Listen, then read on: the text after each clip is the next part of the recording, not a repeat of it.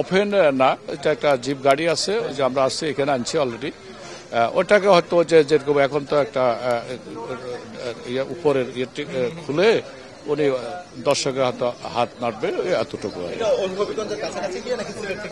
উনি যখন যেখানে ফিল করে, উনি যদি ওনার সাপোর্টার যদি এখানে থাকে, উনি ওনাকে দেখতে আসছে যারা, উনি ফিল করলে উনি যখন ইচ্ছে তখনই এটা উনি ব্যবহার করতে পারবেন। ক্রাউডের যেটা কাজ করে পাবলিকের, সেটা আপনারা অলরেডি প্রশাসন থেকে অ্যারেস্ট করছে। ওইখানে একজন এসআই নেতৃত্বে 6 জন পুলিশ কাজ করবে, ওনারা সিকিউরিটি দিবে, অল টাইম থাকবে।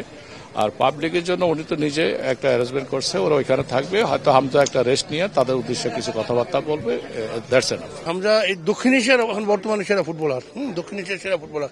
তো আশা করি হামজার হাত ধরে আগামীতে আমাদের প্রজন্ম আরো বেশ কিছু প্লেয়ার, এইরকম প্রবাসী প্লেয়ার পাবে।